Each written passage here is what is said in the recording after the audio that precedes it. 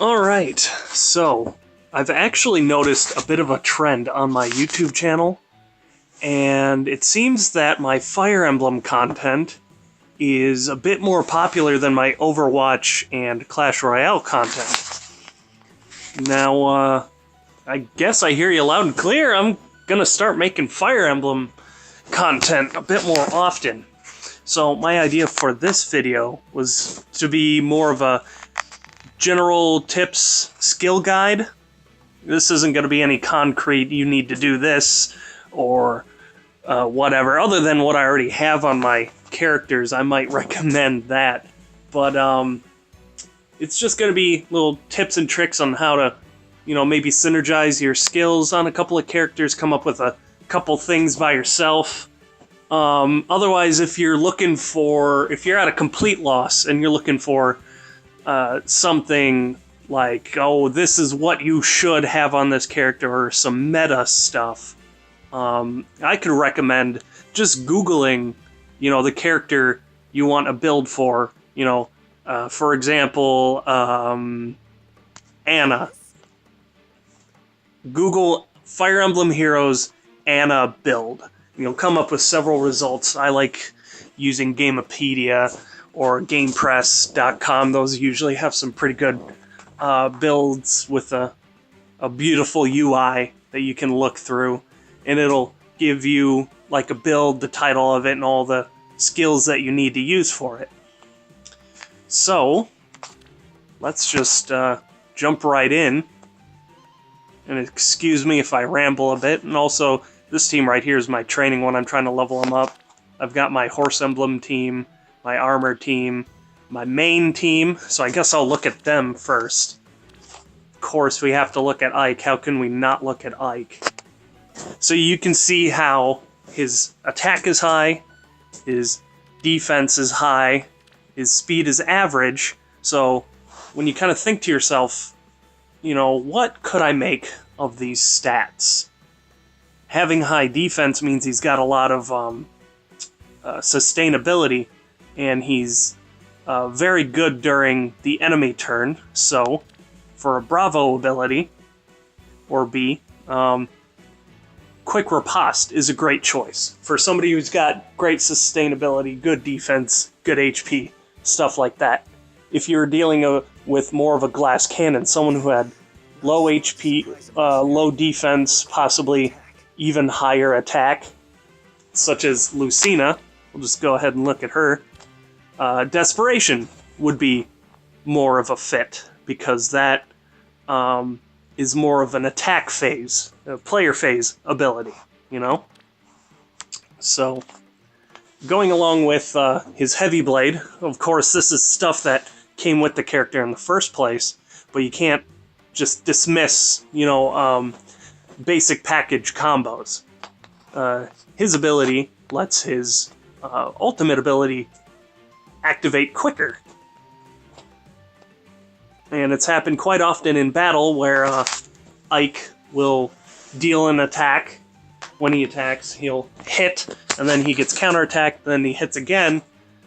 With this ability, essentially 5 will have counted down already, and abilities actually ready to activate. Quick Riposte also synergizes well with Heavy Blade, giving him a guaranteed follow-up, so he'll get hit back twice. So it'll count down 1, and then count down 2, and then another 2, and bam, that's ready to activate again. And Threaten Defense is just there to make his hits even harder. That too. So moving on to Julia, looking at her stats, just glancing at them, you can tell that she is the glassiest of cannons.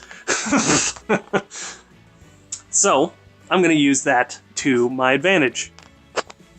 So basically you're just strengthening strengths and weakening weaknesses, because if they're already weak in a department, you're probably already going to be playing them differently. Like, I'm not going to use Julia as a tank anyway, she shouldn't be getting hit, so it's okay if I lower her already terrible defense. I gave her reciprocal aid, along with Wings of Mercy, so she could show up to the side of a weak Ike, finish off an enemy out of nowhere Or she could show up, swap HPs. She's got decent HP. Swap HPs with him, give him back his sustainability, and let him annihilate something, and then tank a couple hits in that turn. Something like that. Spur defense. That kind of synergizes with Wings of Mercy because you'll be adjacent to another character. And then Draconic Aura, low cooldown, takes advantage of her really high attack. As opposed to like Moonbow, which is a very good ability, but it depends on your opponent's stats. Generally, something that depends on your character's stats is more reliable. You know what I mean? Because that number's not going to change. Oh, and I gave her more HP just because, you know, this lets her give back more HP to the characters that really need it. So now we'll just go on to Takumi. And I'm sure as soon as... all of you thought, as soon as skill inheritance went down, if you had a Takumi, the first thing in your mind to give him was Vantage. That is a very, you know, no shit, easy, first thing comes to your mind. You know, oh man, Takumi, he can counter close and far. Why don't I give him Vantage just to, you know, if you're already along that line of thought, you're in a good place with skill inheritance. As you can see, I didn't really change much about his kit. I gave him Swap just because movement abilities are incredibly powerful. Like having Swap and like on Ike having Reposition, these abilities are incredibly strong and get you out of some nasty pinches. They've helped me out on a lot of my arena duels. I'm sure you've seen, I've got 2 of those videos up so far. But those skills are incredibly powerful, and you should essentially be putting them on any character you plan on using. What I'm thinking of doing is changing this back to this, because I think I will get more damage out of that as opposed to the other alt. And I guess the next tip is don't be afraid to experiment. Because sure, you may not want to, like, you know, lose a character, or you're maybe apprehensive about, you know, just running out of characters or not having an ability later. But the only way you're gonna learn is if you actually try it or make mistakes, whatever. You know, if you end up giving an ability to a character and you end up never using it again, it's no big deal. You could possibly get that skill again later, or just never use it in general. Because, see, I gave him Savage Blow, and that was pretty neat and cool, but I just like the synergy that his threatened speed would give. So I just ended up going back to using that one again. So I guess I'll just stay in there. Moving back to the last person on my team, I gave her Moonbow just because that's such a small cooldown. And she's got Brave Lance, which allows her to activate it incredibly quickly.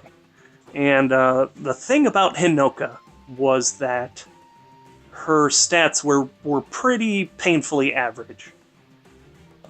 So with Fury, that made her much better. Like, so much better of a character.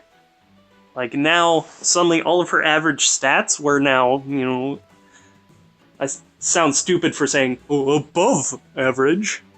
But yeah, those 3 points in each category made so much of a difference. She is probably one of my best units now. One of them. I've got a lot of good units, but essentially she synergizes with my team a lot. I have a lot of checks and counters to a lot of different characters, and she just takes out a lot of the very powerful characters out there. Lancebreaker, Fury, Rally Attack. She's got the defense to take a hit or two, and she'll usually survive with 1 HP. Hone speed is also really nice. So this way I don't have to have her adjacent, when somebody attacks or is in combat, kind of like Spur. You can just put her adjacent at the end of a turn, and then do your thing on the next turn. Give and take. So, following the line of experimentation, I'm going to show you something really dumb I may or may not have done. Thinking about synergies, I gave Ike Miracle because it has a high cooldown and he's got some sustainability with his good defense and HP. So, with his heavy blade, that would allow Miracle to activate just as quickly as Aether does. And Aether will activate after a single instance of combat. So if this is ready to go, every instance of combat, in theory, you could almost think that Ike would be invincible. But if I were to take Miracle as the ultimate, that would be replacing Aether, which is his source of healing in the current build. Therefore, along with Miracle, I gave him the Renewal series. So if I gave him Miracle and Renewal, with those two together and Heavy Blade, allowing Miracle to activate essentially whenever I want it to, in theory, every other turn, he will be essentially invincible for a single instance of combat, as long as he's above 1 HP. So he could get hit by a Lind, his major counter, blue mage, high attack. He's got low resistance. He'll get annihilated. So if he's got Miracle, he'll still survive. Yeah. Maybe or maybe not dumb, but I'm experimenting. And that's how you come to find out really good combos. For example, another thing is to take hints from your character's kit. Like, grants weapon advantage versus colorless foes. What's a good way to get even more advantage over things? Triangle Adept. So that gives an additional plus 20%, because you already get plus 20% damage if you have a weapon advantage. But if you have Triangle Adept as well, that's a grand total of 40. So having weapon advantage over colorless, in addition to red, you're essentially countering half the units in the game. Approximately. If a very, very general scope, because there's 4 different colors in the game.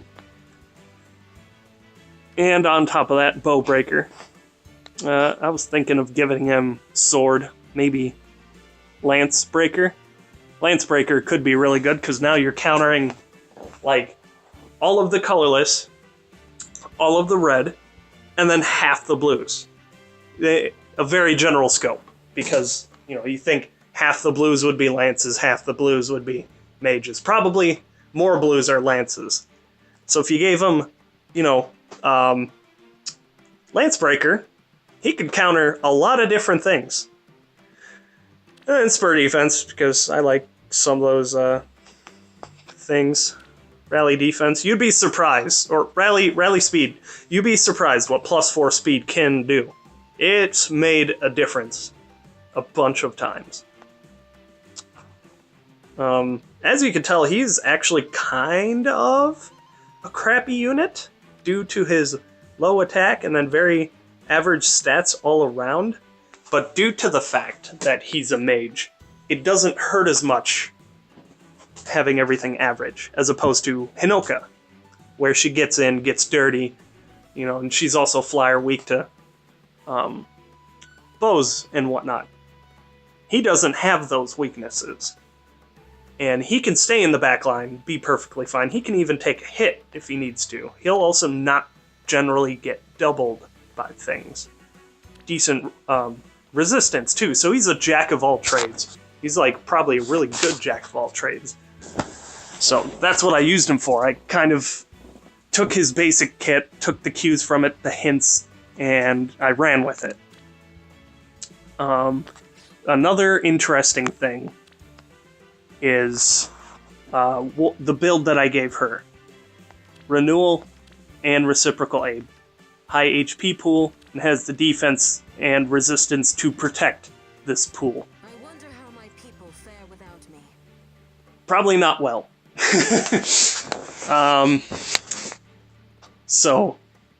She also has the ultimate ability to protect her HP pool. She is, like...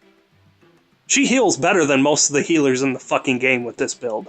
And she can dish out some damage and take some serious hits.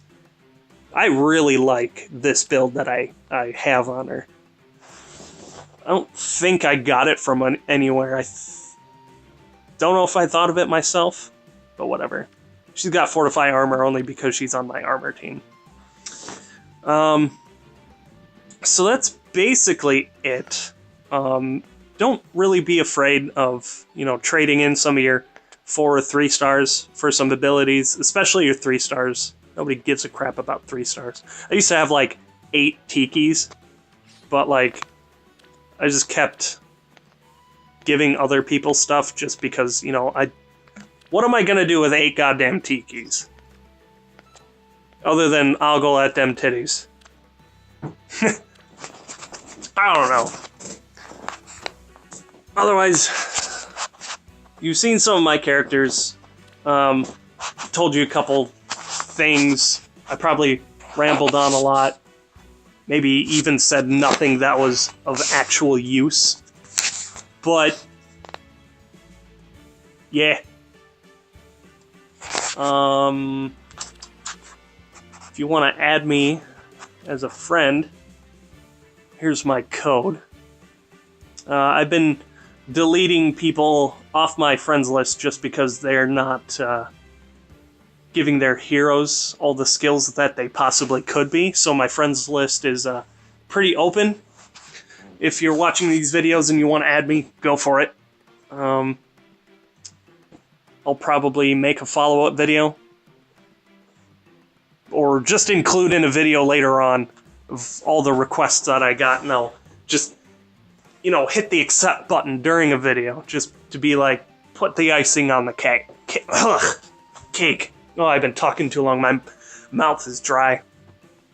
But, yeah, just to reiterate, if you're really stuck, don't know what to do with a character, just Google him. It's actually really easy. That's what I tell my friends to do, especially if I don't know what to do with their characters myself. But, yeah, it doesn't hurt to experiment either. I'm actually also a completely free player. I haven't paid anything into this game yet. I saved up all of my orbs for all the characters that I got, especially Ike. It's a fancy schmancy video about all that. But here's the characters that I work with. I pretty much generally only work with the 5 stars and a couple of 4 stars if I need them. Ursula's not bad for cavalry. But, yeah, that's it. I guess I'll stop rambling.